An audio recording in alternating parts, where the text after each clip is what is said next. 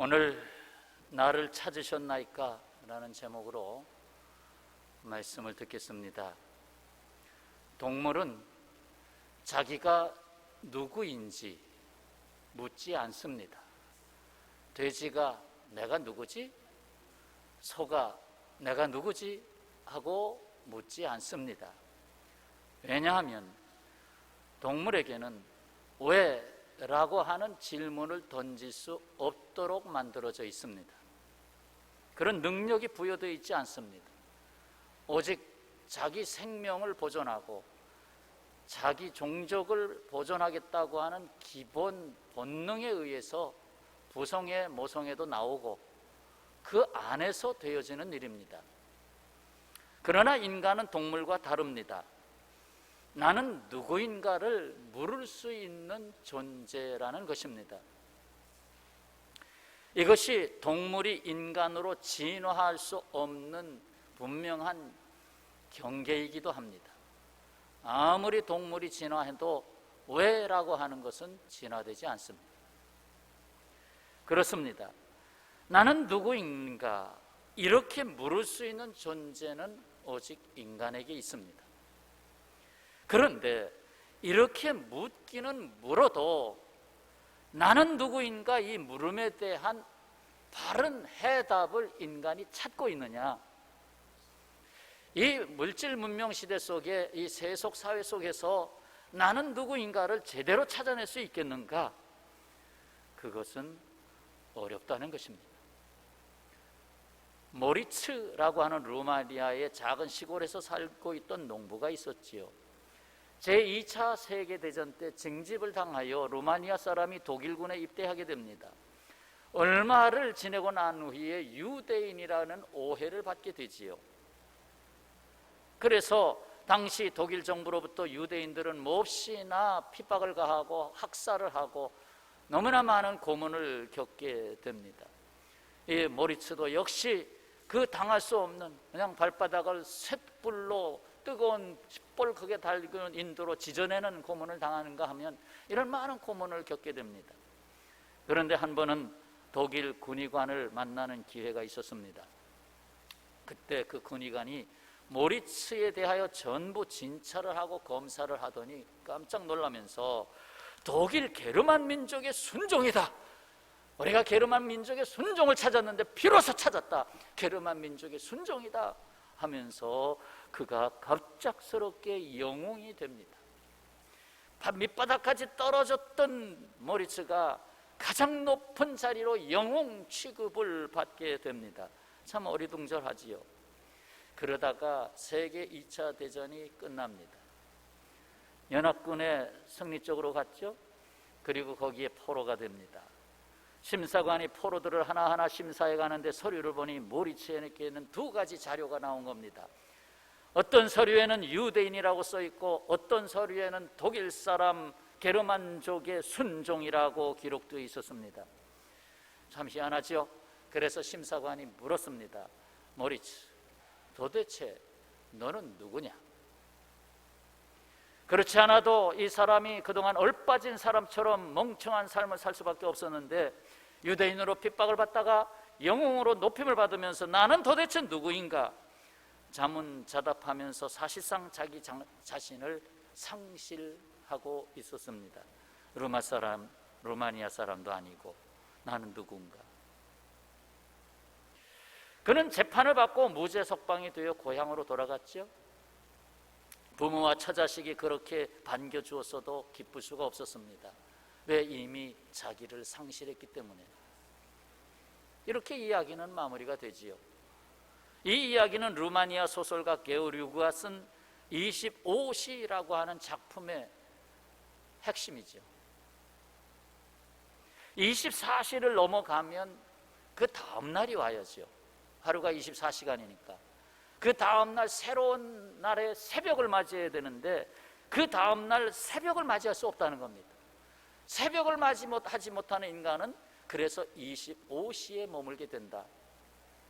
곧 인간의 허무와 절망에 빠진 모습을 그려주고 있는 것입니다.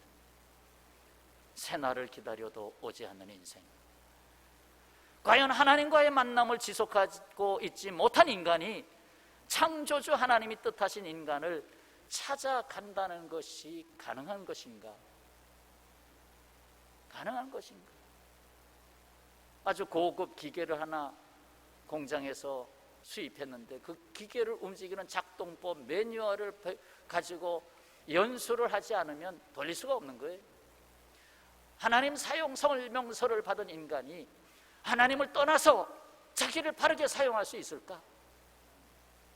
안타깝게도 인간은 스스로 자기를 찾아낼 능력이 없습니다.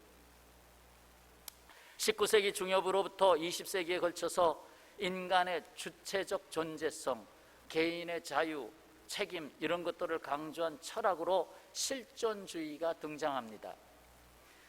물론 실존주의에는 기독론적 실존주의와 무신론적 실존주의가 있습니다만 그것의 시작은 키에르케고르가 했어요. 그런데 키에르케고르는 기독론적 실존주의지만 그래도 그를 살펴보면 과연 이분이 하나님을 제대로 만난 것인가 하는 의아심을 갖게 합니다. 실존주의 철학자들은 나는 누구인가에 대하여 세 가지 함축적인 결론을 내릴 수밖에 없었습니다. 하나는 죄책, 죄를 떠날 수 없는 존재, 죄책의 절망을 아는 존재, 죄책의 절망을 아는 존재. 이 죄를 다스릴 능력이 인간에게 없는 거죠. 또 다음으로는 허무와 무의미를 아는 존재, 허무, 무의미. 그렇게 삶의 가치를 발견하고 찾아가야 하는데 실상은 허무하다는 거죠. 허무한 체험을 자꾸 할 수밖에 없다는 거죠. 이번에 코로나 사태에 허무를 경험하는 일들이 얼마나 많습니까? 마지막으로 죽음에 이르는 절망을 품고 사는 존재, 죽음에 이르는 존재. 죽는다. 아무리 날고 뛰어도 죽는다.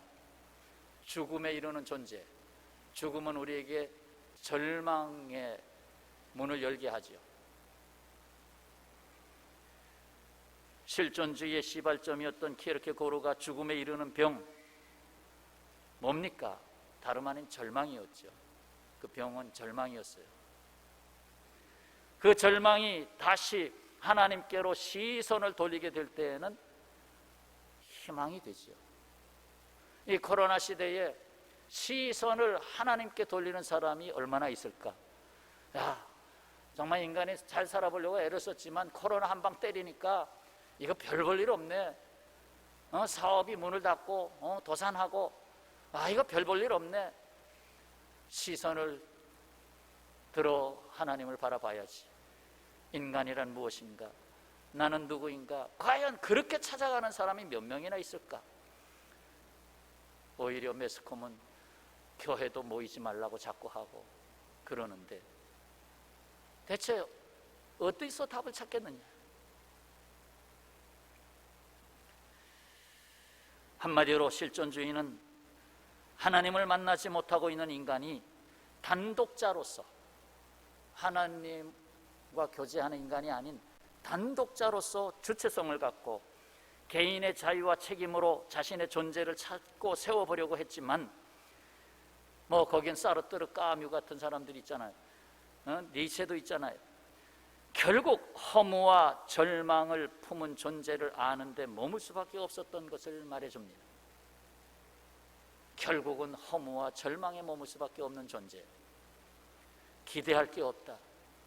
조금 물건은 더 많이, 휴대폰은 더 발전하겠지만 인간의 진정한 행복을 찾아가는, 실존을 찾아가는 데 있어서는 역시 허무의 문이 기다리고 있다.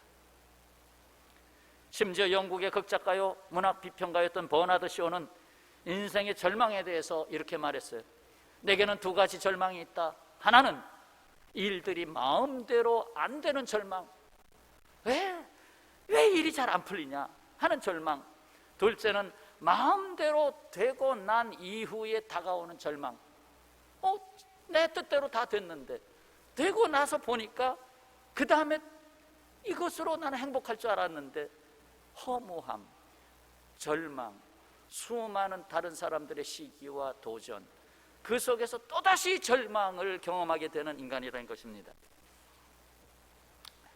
일이 어떻게 되든지 상관없이 그 결과는 항상 절망이라는 것입니다. 실존주의 철학이 이 세상에 희망을 제시해야 되는데 답은 절망입니다. 이 병든 사회를 진단하는 사회학적으로 좀 가볼까요? 피터 버거, 그의 저서 고향을 상실한 마음, 홈리스 마인드, 홈을 상실한 마음, 내 마음의 고향이 어딘가.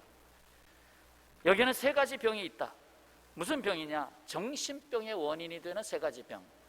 곧 이 세상을 미치게 하는 세 가지 병이 있다. 하나는 타인의 무관심에서 오는 병. 타인으로부터 무관심. 내가 관심을 받지 못하는 인간이 된다. 나는 살아서 뭐하나. 두 번째, 자신의 무의미에서 오는 병. 사는 것이 재미가 없다. 사는 의미를 찾지 못했다. 살아서 뭐하나 하는 그거. 끝으로 하나님을 상실한 절망에서 오는 병. 하나님을 상실한 절망. 대체 내가 뭘 믿고 사나? 하나님까지도 상실이 됐어. 세 가지죠. 타인을 잃어버린 사람, 어쩌면 타인으로부터 나를 잃어버린 사람이죠. 자신을 잃어버린 사람, 하나님을 잃어버린 사람, 다 정신질환자가 될 수 있는 요인을 갖고 있다. 가장 큰 불행은 뭡니까? 하나님이 원하시는 나를 찾아내지 못하는 것. 하나님이 나를 이 세상에 태어나게 하셨고 하나님의 형상을 가진 인간으로, 그래서 하나님과 교제할 수 있는 인간으로 창조했지만 하나님을 떠난 인간이 결국은 절망을 경험할 수밖에 없어요. 진짜 불행이 뭐냐? 하나님이 원하시는 인간을 찾지 못하는 그러한 인간이다. 그래서 나를 찾아주시려고 주 예수께서 찾아오셨습니다. 나를 찾아주시려고. 인간은 절망적인 존재이기 때문에 오직 구속해 주시는 이가 와서 나를 찾아주시지 않으면 절망과 허무에서 헤어나올 수 없습니다. 야고보서 4장 14절, 내 일리를 너희가 알지 못하는도다. 모르죠? 너희의 생명이 무엇이냐? 너희는 잠깐 보이다가 없어지는 안개니라. 돌아보니 70평생, 80평생도 안개처럼 눈 깜짝 할 사이에 갔어요. 지금 너는 누구냐? 묻고 있습니다. 파스칼은 이런 이야기를 한 적이 있습니다. 인간의 마음속에는 커다란 구멍이 뚫려 있다. 마음에 구멍이 뚫려 있다. 그 구멍은 세상적인 쾌락, 물질, 명예, 권세로는 채울 수가 없다. 그걸 막을 수가 없다. 물질로 막을 수가 없다. 명예로 막을 수가 없다. 그럴 경우 오히려 실망, 불만족, 허무만이 남게 된다. 오히려 그것을 경험하고 말 것이다. 실망, 불만족, 허무. 오직 그 구멍을 채울 수 있는 것은 끝없이 부어주시는 그리스도의 사랑뿐이다. 파스칼이 한 말이에요. 그리스도의 사랑뿐이다. 그렇습니다. 우리가 기댈 수 있는 것이 아무것도 없을 때, 심지어 우리 자신도 믿을 수 없을 때, 그때에도 하나님은 그곳에 계셨습니다. 내게 들어오실 때를 기다리기 위해서 말입니다. 하나님은 모세에게 자신을 이렇게 알려주셨죠. 모세, 출애굽하기 위해서 모세를 불렀죠. 아주 중대한 사명을 받았습니다. 내가 당신들이 이끌고 나가야 되는 나에게 오신 하나님은 이런 하나님인데 어떻게 말하리까? 이렇게 말해라. 출애굽기 3장 14절을 같이 읽겠습니다. 하나님이 모세에게 이르시되 나는 스스로 있는 자이니라. 또 이르시되 너는 이스라엘 자손에게 이같이 이르기를 스스로 있는 자가 나를 너희에게 보내셨다 하라. 스스로 있는 자가 나를 너희에게 보냈다. 하나님은 자신의 존재를 선언해 주셨습니다. 나는 스스로 있는 자. 히브리어, 구약 성경 원어가 히브리어죠. 히브리어 원어는 세 글자로 되어 있습니다. 하야 아쉐 하야, 하야 아쉐르 하야. 아쉐르, 가운데 있는 아쉐르는 관계대명사입니다. 다시 말해서 앞에 있는 것과 뒤에 있는 것을 그저 다리로 연결해 주는 역할만 합니다. 그래서 영어에서는 who라는 걸로 대신 썼어요. 하야 I am, 하야 I am, 나는 뭐뭐이다 라는 거죠. 근데 그 앞에, 그 중간에 who, 이거 번역을 어떻게 합니까? 나는 나다, 그렇게 해야 되나요? 근데 최선의 번역을 했어요. 나는 스스로 있는 자니라, 이렇게 번역을 했어요. 이걸 더욱 명료하게 한 글자만 남겨라 하면 하야, 이것만 남겨야 됩니다. 하야, 하야는 영어로 번역할 땐 I am. 뭐 초등학교 아이들도 다 아는 단어, I am a boy, 나는 소년이다. I am a girl, 나는 소녀다. 근데 I am 쓰잖아요. 나는 뭐이다, I am. 이 세상에 I am으로만 존재하는 사람은 없습니다. 하다못해 뭔가 붙어야 됩니다. 나는 행복합니다. 그럼 I am happy. 나는 슬픕니다. I am sad. 나는 홍길동입니다. I am 홍길동. I am 홍길동. 뭐 이렇게 표현해야 되잖아요. 그런데 하나님은 I am으로 존재하십니다. 존재 원인으로 존재하시는 영원 불변의 절대자입니다. 영원 불변의 절대자. 어떤 수식어가 필요 없는 영원 불변, 나예요. 그냥 나. 그런데 여기서 은혜로운 사실을 깨닫게 됩니다. 왜 하나님은 I am으로 끝나게 표현했느냐? 그건 불완전한 거거든요. 아직 문장이 완성된 게 아니에요. I am은 그거는 문장이 끝난 게 아니에요. 그런데 나를 만나심으로, 하나님이 지으신 사람을 만나심으로 완성을 시킵니다. 하나님의 존재 이름은 우리와 함께할 때 완성됩니다. 저는 이 말씀을 준비하면서 어디에도 없는 내용을 제가 여러분한테 드리는 거예요. 나의 이 말씀에 깨달음이 왔기 때문에. 왜 I am으로만 표현했을까? 그건 나를 만나기 위해서. 나를 만나고 난 다음에 이렇게 불려지게 됐어요. I am your father. 나는 너의 아버지다. I am your God. 나는 너의 하나님이다. I am your love. 나는 너의 사랑이다. I am your hope. 나는 너의 희망이다. 그렇게 하시려고 I am으로만 표현하신 하나님. 나를 만날 때에 유어가 붙으면서 I am your father. 요즘 선전 나오대요. I am your energy. 그게 어느 기름 선전인지 모르겠어요. I am your energy. 그거 성경에 있는 말 아니에요? 나는 너의 힘이다.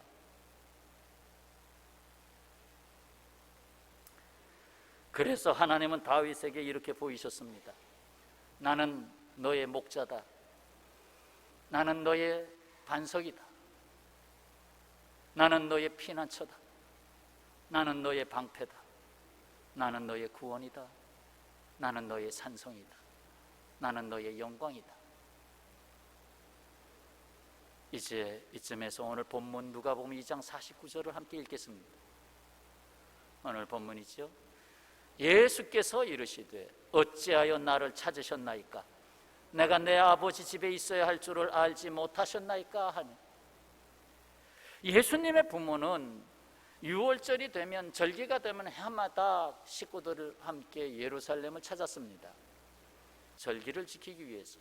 이때는 예수께서 12살 되었을 때 부모는 당연히 아들 예수가 함께 따라오는 줄 알고 있었는데, 이틀 후에 보니까, 그 다음날 보니까 아들 예수가 어디 있지? 그래서 찾기 시작했는데 결국 찾지 못하고, 친척들 다 수소문해도 찾지 못하고, 결국은 성전으로 다시 돌아가 보니 거기 계신 거예요.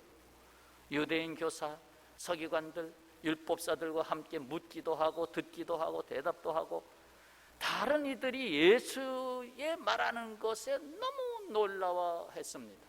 깜짝 놀랐죠. 어떻게 저렇게 말할 수 있겠는가. 그때 부모님이 너를 찾았다. 근심하며 너를 찾았다. 얼마나 근심했는지 모른다.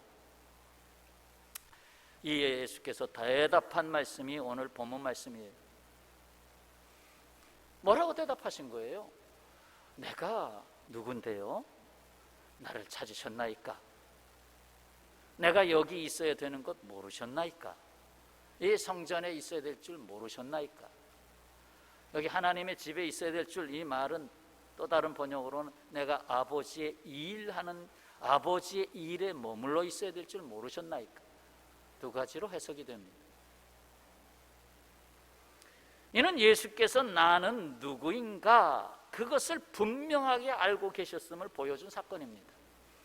나는 누구인가, 예수 나는 누구인가를 보여준 사건. 그것도 12살 되었을 때 아주 부분적으로 나와 아버지 하나님과의 관계는 어떠하고 장차 내가 예루살렘에서 십자가에 달려 대속의 죽음을 받아야 하는 바로 그 자리 예루살렘, 그리고 이 성전의 주인으로서 오신 그 일까지 그 부분적으로 드러내신 사건입니다. 그러나 여전히 부모는 이 일에 대해서 깨닫지 못했다고 그 다음 절에 나옵니다. 이게 무슨 말인고? 아들에 대해서도 잘 알지 못하는 부모지요. 이제 여러분에게 묻고 싶습니다. 나는 하나님이 찾고자 하는 나를 얼마나 찾았는가? 하나님이 나를 찾아내는데 내가 너를 지명하여 불렀나니 너는 내 것이다 하고 나를 불러서 찾아내시는데 내가 얼마나 나는 나에 대해서 하나님이 찾아내신 나를 찾고 있는가? 세상에서 가장 어려운 일이 무엇일까요? 그것은 자기 발견입니다. 자기 발견 또는 자아 발견, 자기 발견. 이 자기 발견이라는 말을 요즘 많이들 안 하대요. 적어도 20년 전에는 그쪽의 책들이 엄청나게 많이 나왔고 그것에 관심들이 많았어요. 자기 발견. 사람들은 생각하기를 지금 내가 하는 일이 가장 어려운 일이라고 생각하고 있지요. 하지만 세상에서 가장 어려운 일은 자기 자신을 아는 것입니다. 오히려 다른 사람에 대해서 너무 잘 알아요. 아이들한테 물어보세요. 연예인들 누구누구 하면 그 집에 뭐 숟갈 몇 개 있는 것까지 말할걸요.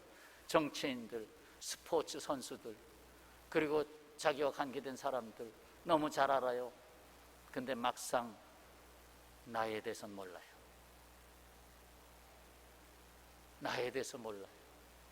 저도 한 목사라서 나에 대해서 모르는 부분이 너무 많아요. 아직도 주님이 찾아내고자 하는 나가 완성이 안 됐어요. 오죽하면 소크라테스의 너 자신을 알라, 이 말이 수천 년이 지나도록 쟁쟁쟁쟁 귀에 울려오는 원인을 알아야 될 거 아닙니까? 너 자신을 알라. 실로 예수 그리스도 안에서 내가 발견되지 않고는 나를 찾아낼 수가 없습니다. 예수님을 믿어 거듭난 시점, 나는 예를 들어서 12살 때 예수님 믿었습니다. 나는 30살 때 예수님 믿었습니다 하면 그때 거듭난 시점, 거듭난 것을 알게 된 시점은 자기 발견의 시작점을 출발한 것에 불과합니다. 나를 발견하는 걸음이 시작됐다는 것에 불과합니다. 나를 온전히 발견하는 건 언제냐? 죽어야 됩니다. 내가 죽어야 됩니다. 그래서 천국 가야 내가 이런 사람이었구나. 그리고 천국 가기 전에 이 세상 평생을 살아가면서, 일평생을 살아가면서 예수님을 닮아가는 과정, 그게 인생입니다. 예수님을 닮아가는 과정이 그리스도인의 인생입니다. 거기에서 깨지고 변화되고 뒤집히고 그러면서 나라고 하는 것, 예수님이, 주님이 원하시는 내가 자꾸 이렇게 만들어지는 것입니다. 어떻게 만드셔요? 피 못자국 난 손에 주님께서 말씀의 검을 들고 조각을 하세요. 조각을 하세요.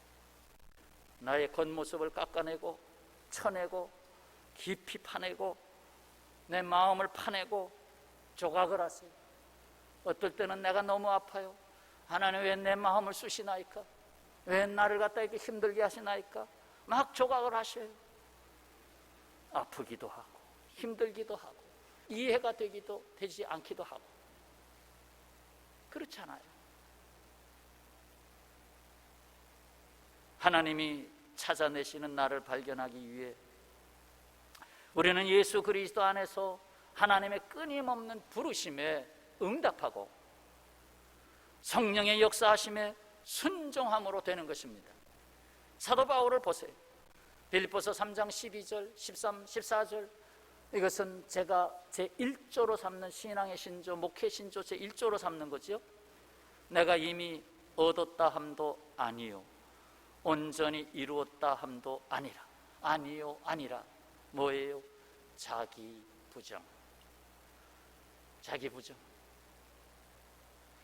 오직 내가 그리스도 예수께 잡힌 바 된 그것을 예수께 잡혔구나. 내가 예수님을 잡기 전에 다메섹에서 나를 잡으신 분은 예수님, 예수께 잡힌 바 곧 주님이 나에게 찾아오셨다.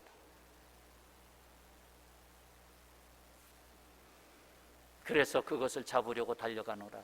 형제들아, 나는 아직 내가 잡은 줄로 여기지 아니하고 오직 한 일 즉 뒤에 있는 것은 잊어버리고 한 일 뒤에 것은 다 잊어버리고 뭡니까? 내가 이만큼 성취했구나, 이만큼 교회 일도 했구나, 그거 다 잊어버리고. 경력 중요하지만 때로는 경력을 덮어놓고 오늘을 다시 볼 필요가 있어요. 겸손히 깨어지는, 내가 겸손히 깨어지는, 그리고 앞에 있는 것을 잡으려고. 내가 깨어지니까 앞에 있는 것이 보여요. 앞에 있는 것이 보여요. 그래서 14절 푯대를 향하여 새로운 삶의 의미와 목적이 회복됐죠. 푯대. 예수 그리스도 안에서 하나님이 위에서 부르신 부름의 상을 위하여 달려가노라. 부르신 부름의 상. 그 부름이 희박해지면 또 깨닫게 하시고 또 깨닫게 하시고, 그러면서 최선의 헌신, 내가 생명을 다할 수 있는 삶이 어디에 있는가, 그 최선의 삶을 살아가게 되는 것입니다. 그래도 내가 죽을 때 내가 그래도 최선의 삶을 살았다 하고 죽어야지, 아휴 내 인생이 후회스럽다 하면 안 되잖아요. 사랑하는 평화의 가족 여러분, 그리고 주님의 부르심을 받은 성도 여러분, 기독교는 종교가 아닙니다. 하나님과의 만남입니다. 종교가 아니고 만남입니다.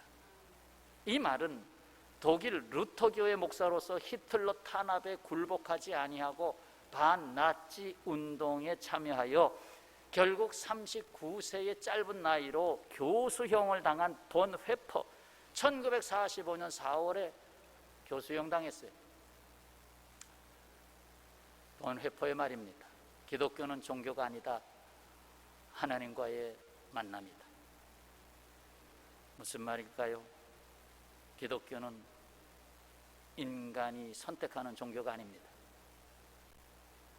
인간이 선택하는 종교는 다 종교입니다. 그런데 하나님이 나를 창세전에 택하셔서 나를 불러내셔서 하나님을 만나잖아요. 이건 종교가 아닙니다. 하나님이 나를 찾으셨다는 거예요. 얘야, 내가 너를 지명하여 불렀다. 너는 내 것이다. 내가 너를 만들었다. 너에게는 나의 형상이 들어가 있다. 나를 떠나서는 인생 사용 설명서를 사용할 수가 없다.